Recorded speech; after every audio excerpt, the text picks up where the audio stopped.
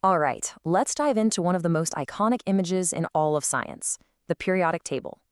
You've probably seen it a million times, maybe even had to memorize parts of it in school. But today, we're going to look at it differently. We're going to see it not as a chart, but as a map of literally everything. I mean, seriously, think about that for a second. If it were up to you and you were handed the fundamental ingredients of everything that exists, how would you even start to organize them? That was the exact problem that chemists were facing a few hundred years ago. And it was a mess. You had some things that were metals, some that were gases, some exploded on contact with water, others did absolutely nothing. It was just a growing list of disconnected puzzle pieces, and nobody had the picture on the box to see how they fit together. So our story really begins with those first attempts to try and solve this elemental puzzle, to find some kind of hidden order in the chaos. Long before we got the table we know today, a few sharp minds started noticing, well, whispers of a pattern. Way back in 1817, a guy named Johann Dobereiner saw that he could group some elements in threes, which he called triads. Fast forward about 50 years, and John Newlands comes along with an even wilder idea, connecting the elements to music.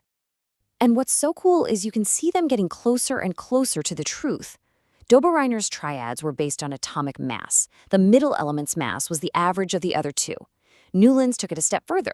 He said if you line up the elements by mass, every eighth one acts like the first one, just like an octave in music. Now, both of these ideas had flaws, but they were the first real proof that there was some hidden rhythm to the elements. And all of that early work set the stage perfectly for the man who would finally crack the code, the Russian chemist Dmitry Mendeleev, the person we now call the father of the periodic table. This, right here, was his big idea, the periodic law. In 1869, he took the 63 elements they knew about and started arranging them by increasing atomic mass. But here's what made him different. He wasn't afraid to break his own rule. If an element's properties didn't fit in a column, he'd just move it, creating this incredible grid of families. But this is the part that's just pure genius. It's not what he put in the table, but what he left out. He was so confident in his pattern that when an element didn't fit, he just left a blank space. He didn't say his theory was wrong, he said an element was missing, and he predicted, boldly, that it would be discovered one day. Just look at this. It's one of the greatest I told you so moments in science. He predicted an element he called Eka aluminum, right below aluminum. He described its mass, its density. He even said it would have a low melting point. Years later, scientists discovered gallium, and would you look at that, the properties were a near-perfect match. This was the moment everyone knew his map was real. But hey, even a genius's map can have a few weird spots.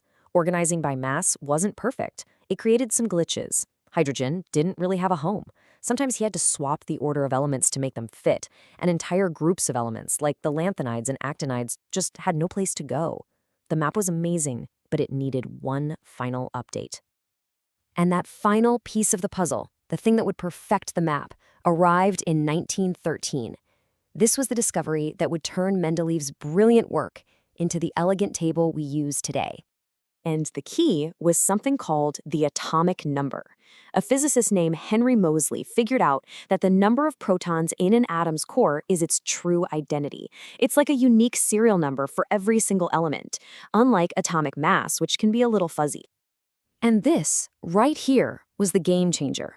As soon as you reorganize the table by atomic number instead of atomic mass, everything just clicks into place. All those little glitches in Mendeleev's table, gone. The new improved law was perfect. The properties of elements repeat based on their atomic number. And that gives us the beautiful logical structure we have now. 7 horizontal rows we call periods, and 18 vertical columns, or groups. Every single element has its own precise address on the map, all determined by that one simple number, its proton count. Okay, so if the table is a map, then the columns, the groups, are like different neighborhoods. And all the elements living in one neighborhood, they're like a family, sharing similar personalities and behaviors. So let's take a quick tour, shall we? Way over on the far left, in Group 1, you've got the alkali metals. You know these guys, like sodium and potassium. Think of them as the wild ones. They are so desperate to give away one electron that they'll react explosively with just about anything, especially water. Now let's jump all the way across the map to the other side, to group 17. These are the halogens, like chlorine and fluorine. And they are the total opposite of the alkali metals. They are desperate to steal one electron, which makes them just as reactive, but in a completely different way. And then, in that very last column, group 18, we find the noble gases: helium, neon, argon. These are the cool kids of the periodic table. They have a full outer shell of electrons, which means they're perfectly happy, totally stable, and they don't need to react with anyone. They are the Zen masters of chemistry. But here's the real magic. The table isn't just a poster that lists all the elements. No, its true power is that it's predictive. It has a superpower. That's right. An element's address on this map tells you so much about how it's going to act before you ever even do an experiment.